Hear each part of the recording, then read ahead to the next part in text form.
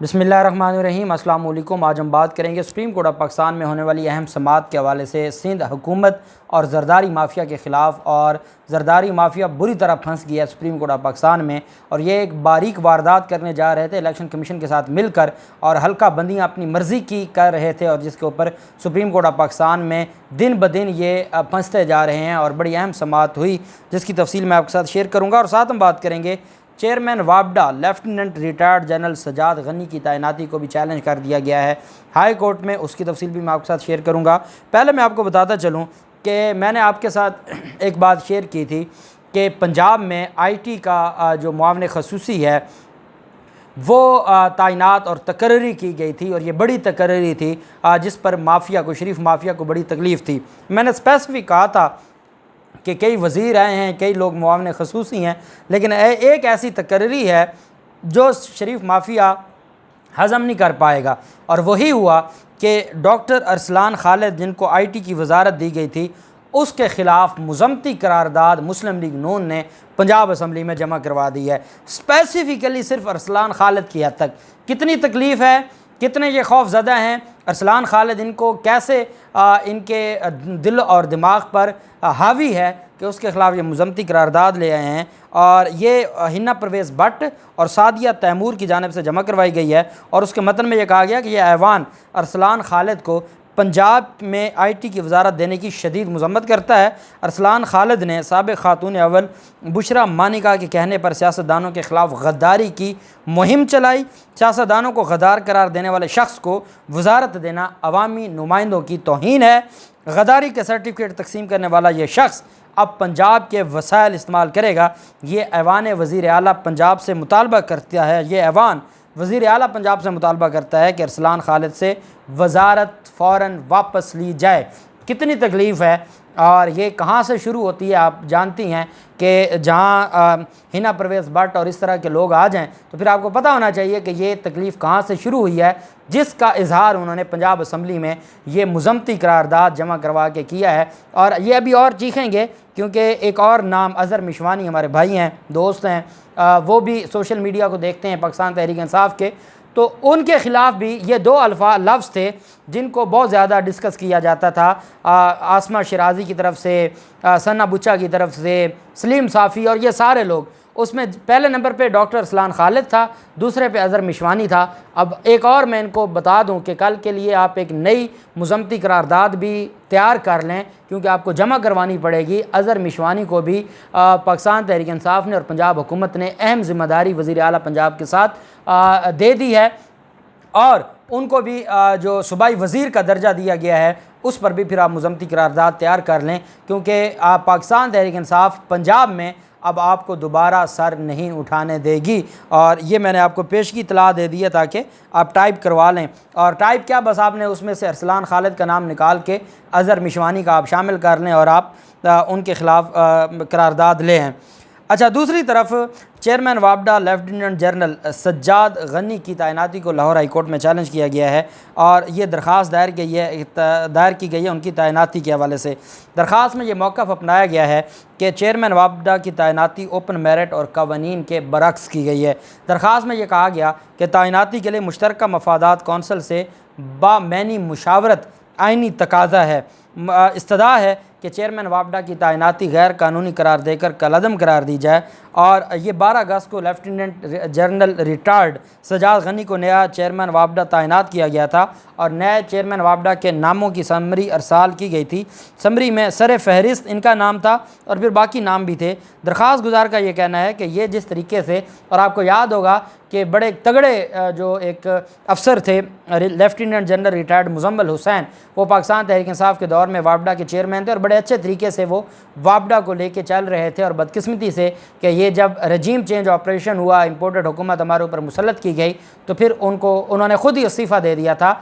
और जो भी मुअज़्ज़ज़ शख्स होता है वो ख़ुद इस्तीफ़ा दे देता है, क्योंकि कोई भी इनके साथ काम करने को तैयार नहीं था। अब इस तैनाती को लाहौर हाई कोर्ट में चैलेंज किया गया, और उसमें यह कहा गया है कि जो बाकी सूबों से मुशावरत है, या जो आइन और कानून ने इसकी तकर्री का तरीक़ाकार वज़ा किया हुआ है, उसकी धज्जियाँ उड़ाई गई हैं। इस वजह से बराए मेहरबानी आप इनको ओहदे से हटाएं और इनको अभी काम से भी रोका जाए, इंटरिम रिलीफ के तौर पर इनको काम करने से भी रोका जाए। दूसरी तरफ जो हल्का बंदियों का मामला था और ये सुप्रीम कोर्ट ऑफ पाकिस्तान में दरख्वास्त दायर की गई थी। बेसिकली ये MQM की दरख्वास्त है, लेकिन ये दरख्वास्त बहुत ज़रूरी थी और ये हर जमात के हवाले से थी जो भी सिंध में इलेक्शन लड़ना चाहती है या जिनका सिंध में एक होल्ड है, और उसमें पाकिस्तान तहरीक इंसाफ तो MQM से ज़्यादा और कराची में तो पाकिस्तान तहरीक इंसाफ सबसे बड़ी सियासी जमात है। हल्का बंदियों का जो मामला था वो बड़ा अहम था और अब वो इतना गंभीर हो गया है कि सुप्रीम कोर्ट ऑफ पाकिस्तान में कई घंटों उसके ऊपर समाअत हो रही है और सुप्रीम कोर्ट ऑफ पाकिस्तान उस पर एक बड़ा फ़ैसला देने जा रहे हैं। सुप्रीम कोर्ट ऑफ पाकिस्तान में समाअत हुई और सुप्रीम कोर्ट ऑफ पाकिस्तान में जो अदालत है, अदालत ने कहा कि चीफ जस्टिस उमर बंदयाल साहब की सरबराही में जो सुप्रीम कोर्ट का बेंच समाअत कर रहा था, सुप्रीम कोर्ट में चीफ जस्टिस साहब ने कहा कि बल्दियाती इंतखाबात से मुतल्लिक़ कानून साजी सूबाई हुकूमत का अख्तियार है। सूबाई कानून पर अमल दरामद के दौरान हमें कुछ सिकम नज़र आ रहे हैं, कुछ इरेगुलरिटीज़ हैं, कुछ गलतियां हैं जो हमें नज़र आ रही हैं। क्या इलेक्शन कमीशन सिकम नज़रअंदाज करके जो सुकम है वो नज़रअंदाज करके अपनी मर्ज़ी से हल्का बंदी कर सकता है?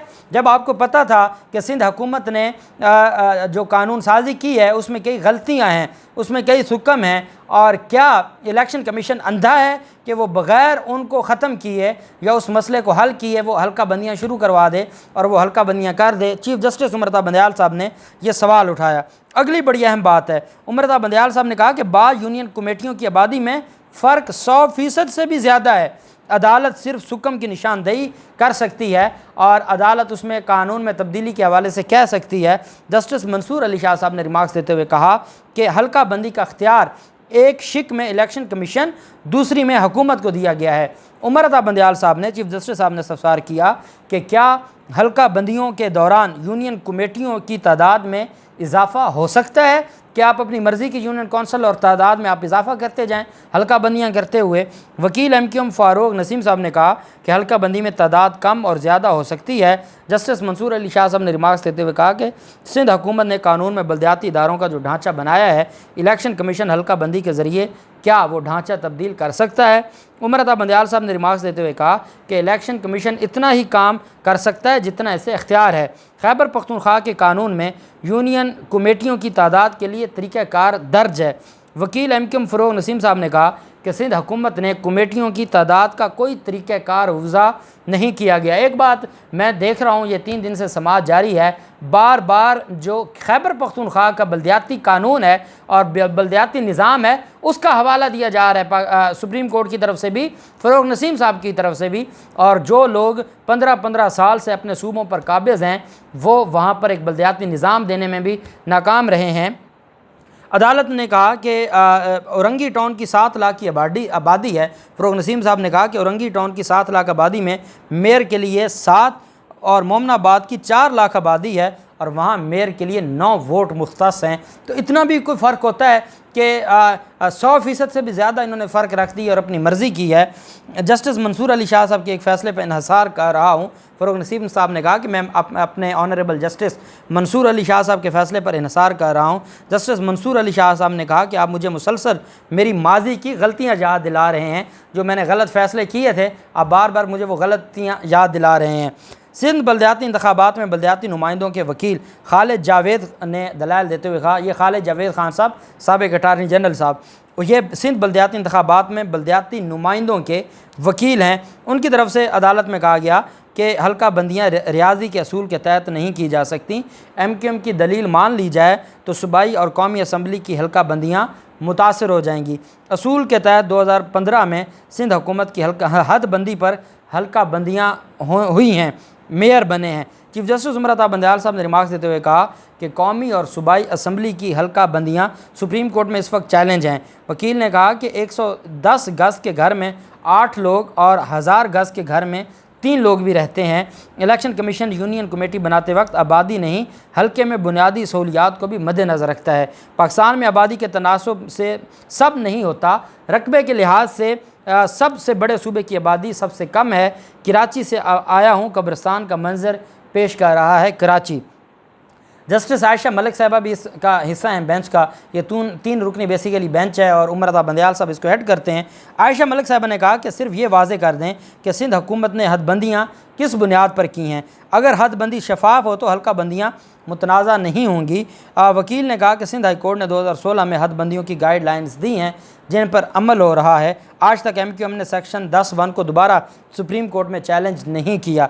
चीफ जस्टिस उमर रज़ा बंदयाल साहब ने रिमार्क देते हुए कहा कि सिंध हुकूमत को अभी हमने इस मामले पर सुनना है और सेक्शन जो 10 सब सेक्शन 1 उसको जो चैलेंज किया गया है फ़रोग़ नसीम साहब की तरफ से उस पर भी हमने अभी सिंध हुकूमत को सुनना है। मेंबर कौमी असम्बली फहमीदा मिर्ज़ा वो भी अदालत में मौजूद थी और रोस्टम पर आ गए और कहा कि 5वीं मरतबा बदीन से मैं मुंतखब हुई हूँ।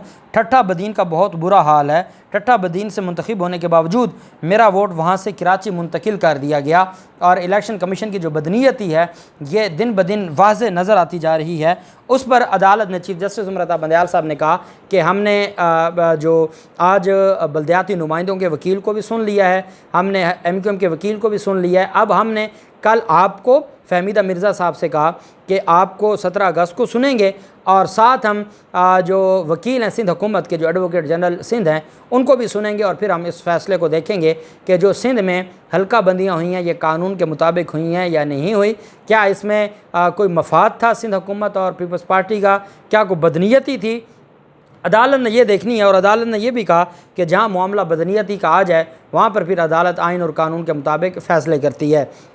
इन्होंने अब क्योंकि उमर रज़ा बंदयाल साहब और जस्टिस आयशा मलिक साहबा ये आप जानते हैं, अगर जस्टिस मंसूर अली शाह साहब अपने पुराने फ़ैसलों को अब ये फरमाएं कि मुझे पुरानी गलतियां याद न करवाएं, जो फ़ैसले वो थे जो हल्का बंदियों के हवाले से MQM के फ़रोग़ नसीम साहब ने इतराज़ात उठाए हैं, अगर तो वो उन पर कायम रहें तो फिर तो ये 3-0 से फ़ैसला आ सकता है। लेकिन अगर मंसूर अली शाह साहब फरमाएँ कि मुझे मेरी माजी की गलतियाँ याद ना करवाएं तो फिर ये 2-1 से भी फ़ैसला आ सकता है और इन हल्का बंदियों के हवाले से और इलेक्शन कमीशन और सिंध हुकूमत की बदनीयती पर सुप्रीम कोर्ट ऑफ पाकिस्तान 1-2 दिन में बड़ा फ़ैसला देने जा रही है। जो भी तफसीलात होंगी आपके साथ शेयर करते रहेंगे। अल्लाह पाक पाकिस्तान कामयाब नासिर हो। बहुत शुक्रिया। अल्लाह हाफ़िज़। पाकिस्तान ज़िंदाबाद।